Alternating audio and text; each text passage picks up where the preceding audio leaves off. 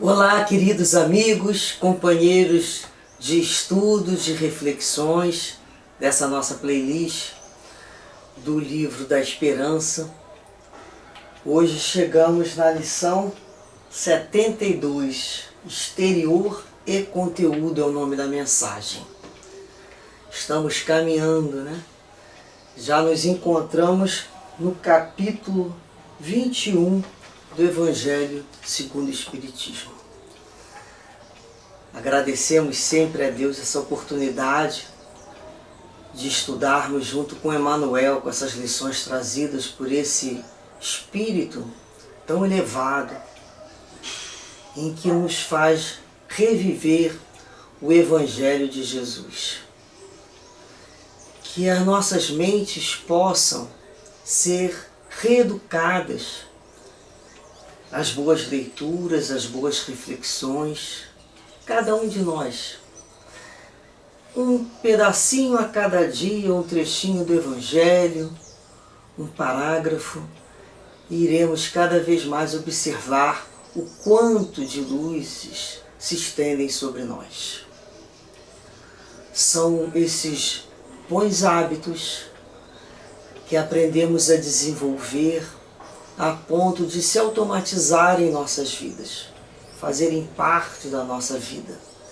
E dessa maneira iremos rejeitando e nos afastando de tudo aquilo que não é bom, que não é saudável, que não é belo, daquilo que não nos faz bem.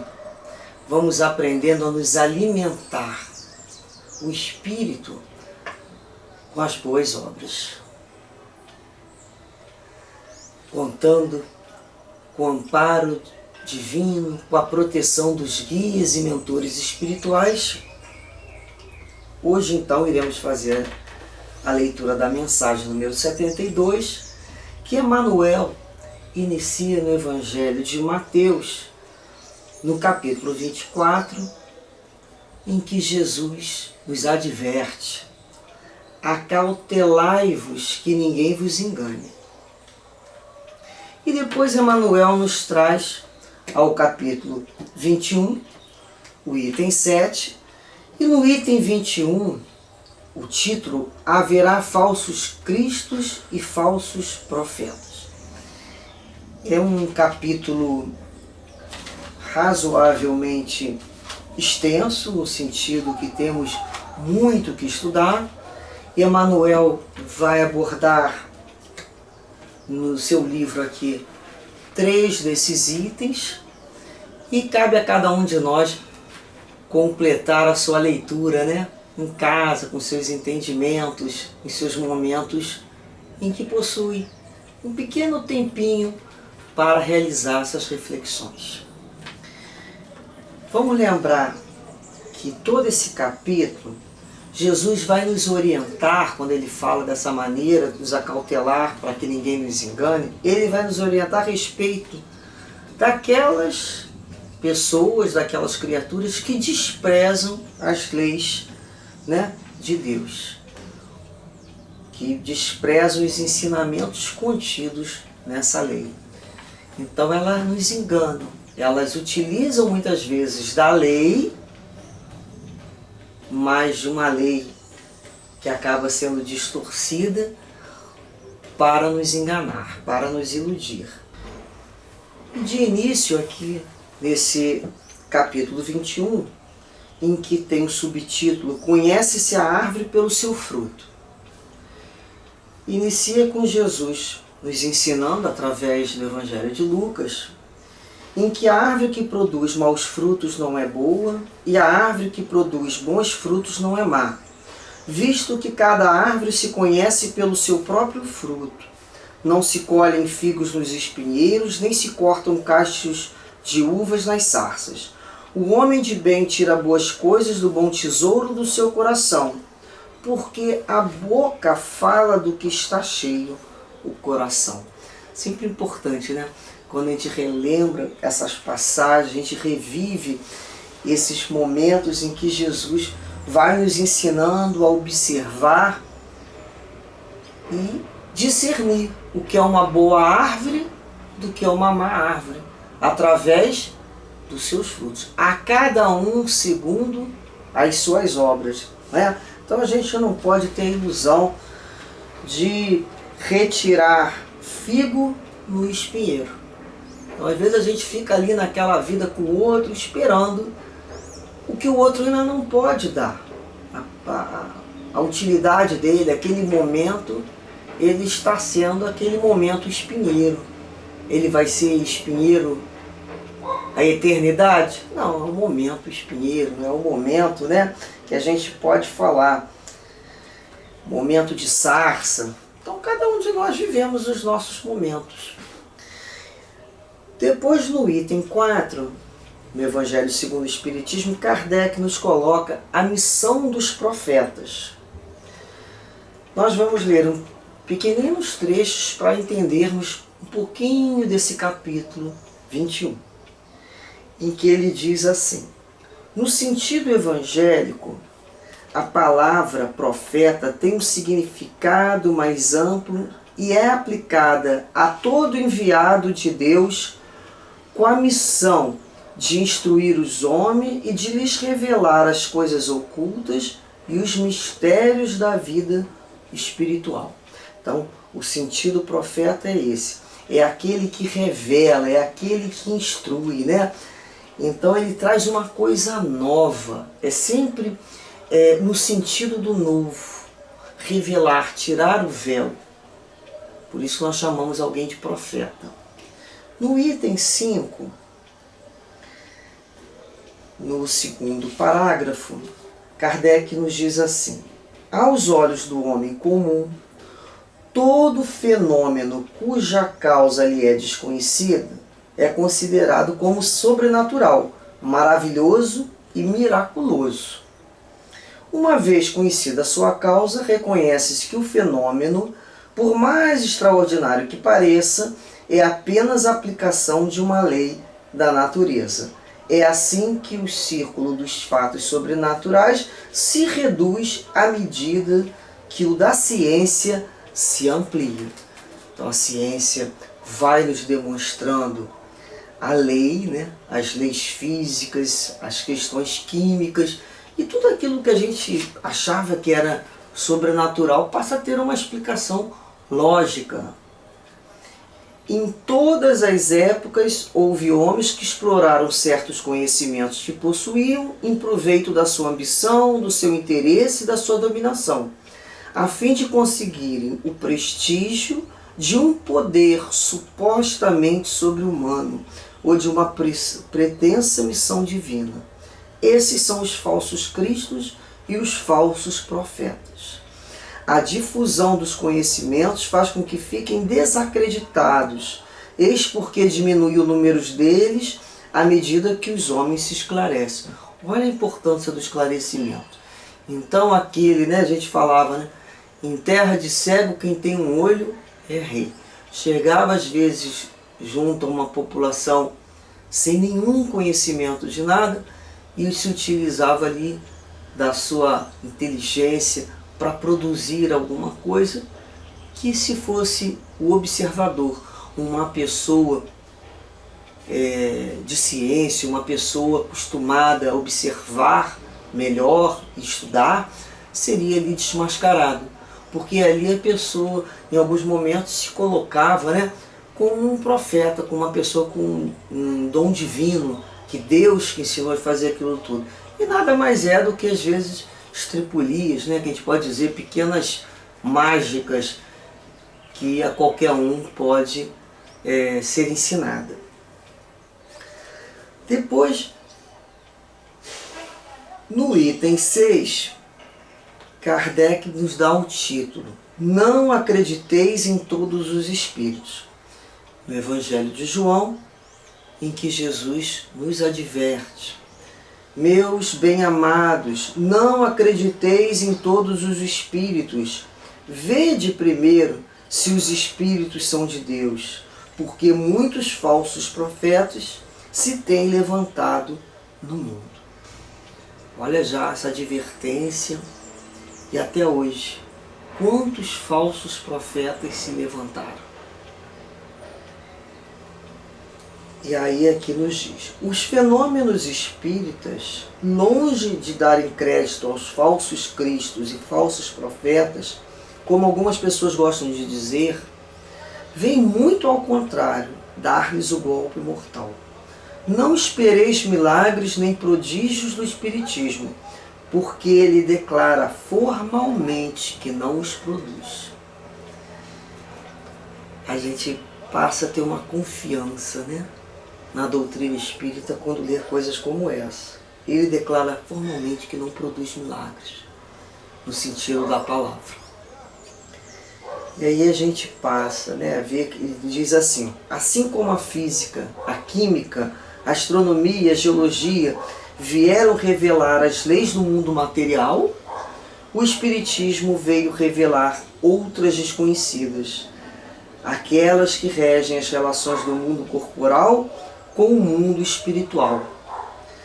E que tanto as leis das ciências são leis de natureza. Então nós temos as leis físicas, né? E as leis que a gente pode chamar das leis do mundo espiritual. Depois que a gente compreende como isso funciona, né? Como é que funciona essa lei natural, como é que essas sociedades, encarnado e desencarnado, se comunicam, se ajudam, ou cooperam, ou até de uma certa maneira até se atrapalham.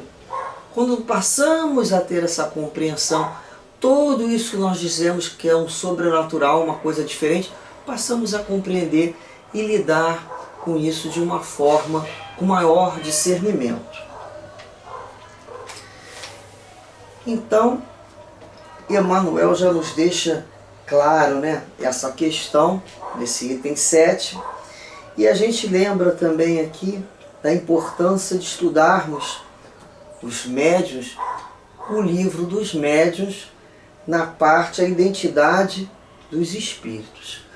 Ali Kardec faz uma série, né, de explicações, de enunciados, que nos ajudam a discernir a identidade desses espíritos. É lógico que, como no mundo material existe o famoso 171, né? O mundo espiritual também existe. Quantas pessoas, né, que não têm a menor vergonha, nós conhecemos, de se autodeclararem com títulos que não possuem, com capacidades que não têm. Mas elas acreditam que tudo faz parte de uma autopropaganda. E que a própria vida, aquele momento em que a realidade se impõe, né, os fatos se impõem sobre o que a pessoa acredita em que vai poder se colocar, as ilusões.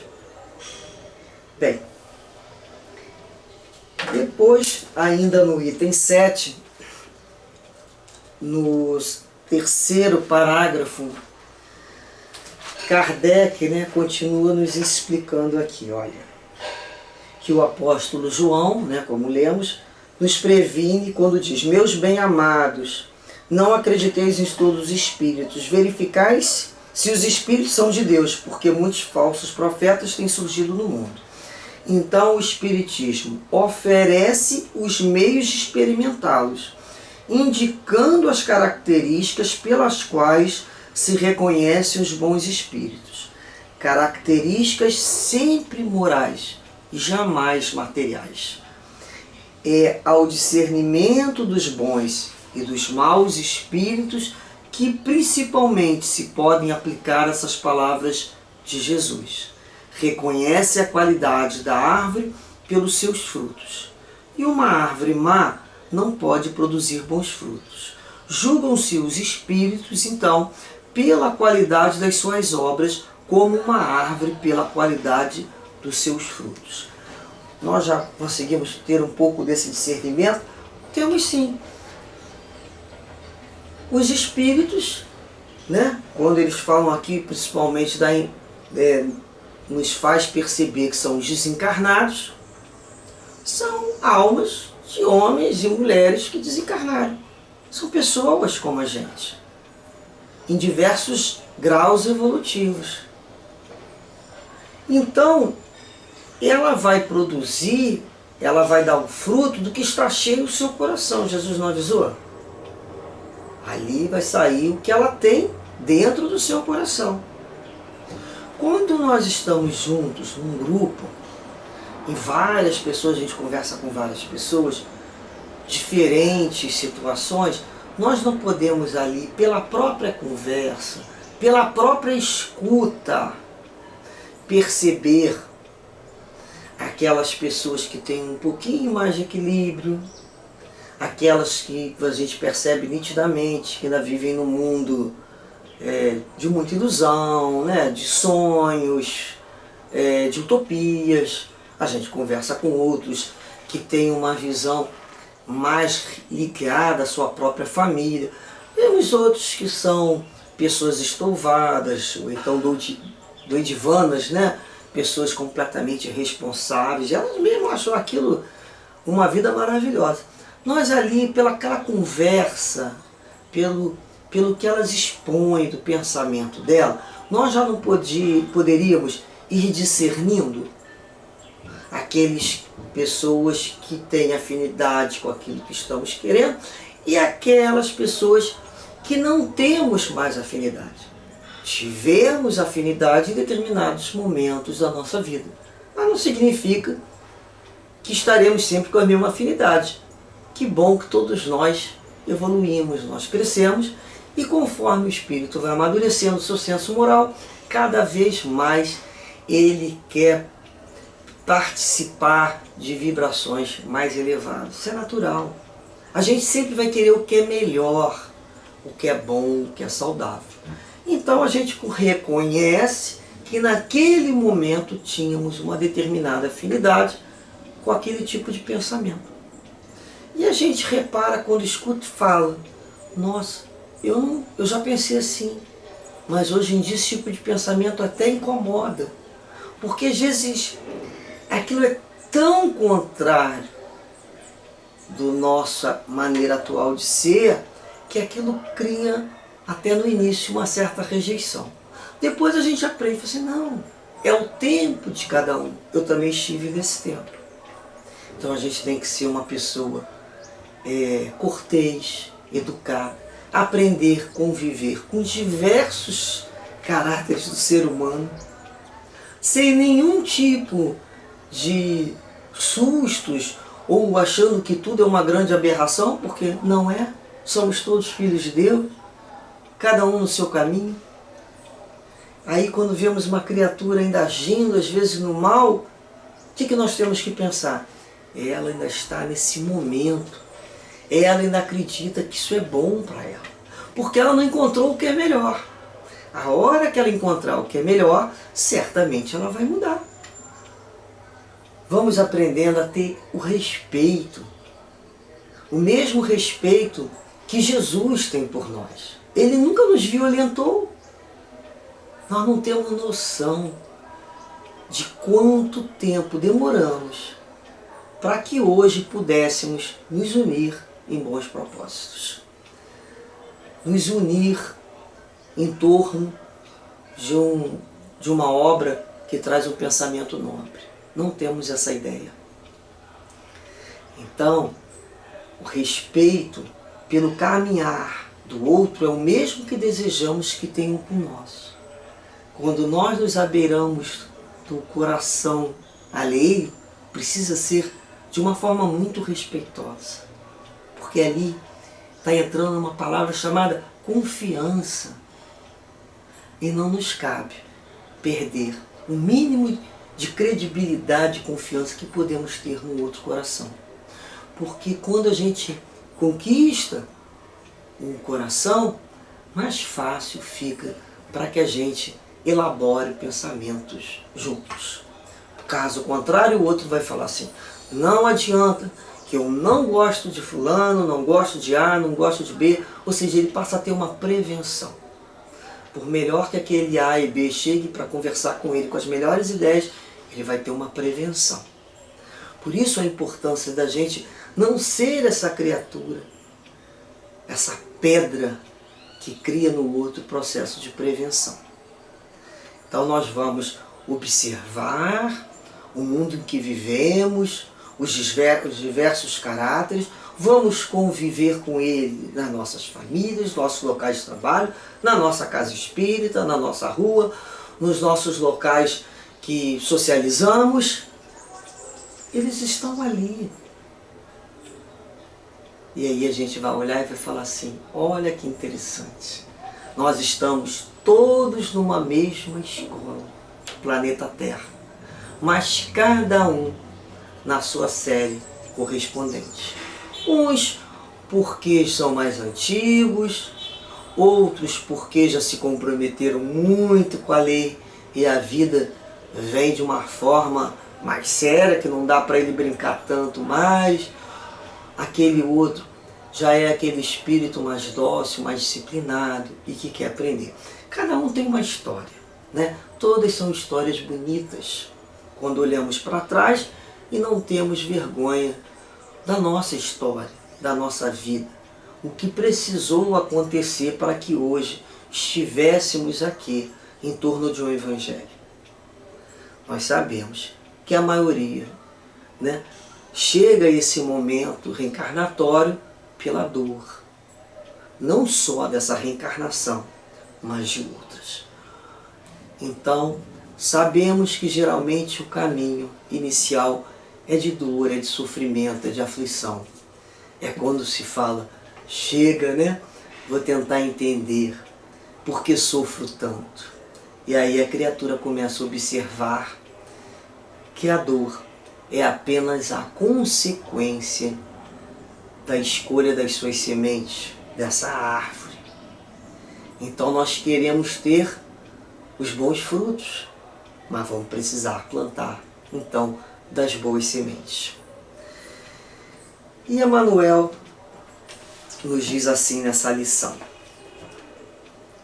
forçoso distinguir sempre o exterior do conteúdo. Exterior atende à informação e ao revestimento. Conteúdo, porém, é substância e vida. Exterior, em muitas ocasiões, afeta unicamente os olhos. E o conteúdo alcança a reflexão. Simples lições de coisas aclaram-lhes o acerto. A casa impressiona pelo feitio. O interior, contudo, é que lhe decide o aproveitamento.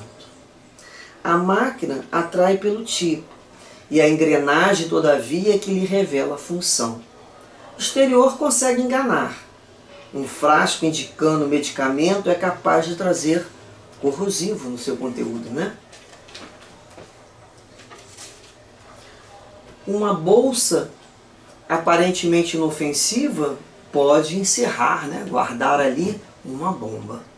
Conteúdo, entretanto, fala por si. A essência disso ou daquilo é ou não é. Imperioso considerar ainda que todas as aquisições conhecidas por fora somente denotam valor real se filtradas por dentro. Cultura é patrimônio incorruptível, no entanto apenas vale para a vida, no exemplo de trabalho daquele que a possui. Título profissional tem o crédito apreciado pelo bem que realiza.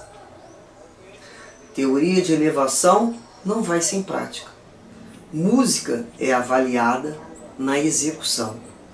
Atendamos, pois, as definições espíritas que nos traçam deveres imprescritíveis, confessando-nos espíritas e abraçando atitudes espíritas, mas sem esquecer que espiritismo, na esfera de nossas vidas, em tudo e por tudo, é renovação moral. É o conteúdo, é o processo de reeducação das nossas emoções, dos nossos sentimentos, dos nossos pensamentos. Nós nos observamos, às vezes conseguimos por fora nos conter. Conseguimos colocar o verniz social e nos apresentarmos em público como uma pessoa educada, como uma pessoa polida. E a menor contrariedade, ao menor pisão no pé, ou seja, a qualquer fato que contrarie, a pessoa coloca o que está dentro do seu coração para fora. E o que vai sair? Então, o que é esse interior? Então, a doutrina espírita nos chama para observar o nosso conteúdo. As palavras podem ser bonitas, podem ser empoladas, podem ser uma série de palavras difíceis de outras línguas, mas o que importa? É a vibração, é o perfume de cada um, é a assinatura espiritual que ali está sendo realizada. Então nós vamos assim aprendendo a observar e não nos deixarmos mais iludir pelas aparências. Tenhamos calma. Não precisamos e não temos a função de julgadores de ninguém. Isso é inclusive um hábito nocivo que precisamos retirar de nossas vidas, porque nos complicam, porque da forma que julgamos seremos julgados. Então nós vamos começar a observar para aprender, a olhar além das aparências. Quantas pessoas se enganam, olhando às vezes para algumas pessoas e achando que elas não representam muita coisa, ou porque elas são mais simples, esquecidas que ali, que o espírito não, essa distinção para ele independe. Geralmente, esses espíritos mais elevados, esses espíritos muito bondosos, eles são anônimos, eles são muito humildes. E a gente fica ainda, talvez, sendo atraído pelo ouro de tolo, pelo brilho e pelo dourado. A gente precisa amadurecer esse nosso olhar, de ver, a nossa escuta, a retirar aquele floreio e o que realmente interessa daquela fala. O que dali é importante? Então a gente começa, de uma certa maneira, a peneirar e observar o que sai de conteúdo. Porque às vezes aquele palavrório todo, a pessoa fala, e a gente diz, falou e não disse nada. Choveu no molhado. Vendeu uma ideia e na hora de apresentar não possuía. Então a gente vai começando a ter esse olhar de discernimento. Não mais como julgamento, como aprendizado. A que ponto ainda nos envolvemos pelas aparências? A que ponto eu não acredito que estou vendendo para alguém o meu exterior? A gente tinha uma propaganda que falava, botava um óculos, ficava... A pessoa botava o óculos, fazia assim, o outro acha que é inteligente. E a gente vai aprendendo na sociedade, de uma certa maneira, querendo ou não, essas artimanhas de sobrevivência. Só que chega um momento na vida que a gente vai precisar se olhar, se despir dessas fantasias, dessas capas, dessas máscaras que colocamos e repararmos em nós. O que realmente precisa ser trabalhado e vamos encontrar no outro, muitas vezes, essa referência. Porque é mais fácil olharmos no outro a dificuldade do que nós mesmos. Quando encontramos no outro, procuremos bem dentro de nós que ela também está ali. É um processo natural de projeção. Isso geralmente ocorre. Então, pedimos sempre a Deus o discernimento necessário à nossa escuta, ao nosso olhar, no agir, para que possamos entender o que realmente importa, o que é importante na vida. e entendermos que é o espírito imortal, que é o valor moral, tudo que é eterno e imperecível, que não se negocia. É a conquista de cada espírito. O restante nada mais é do que figurinos de alguns trechos do nosso caminho. Que Deus assim nos abençoe, nos ilumine, nos dê muito discernimento para olhar não só para o exterior, mas principalmente para dentro de nós. Que nós não nos enganemos. Que Deus assim abençoe a todos com muita paz, com muito entendimento. Graças a Deus.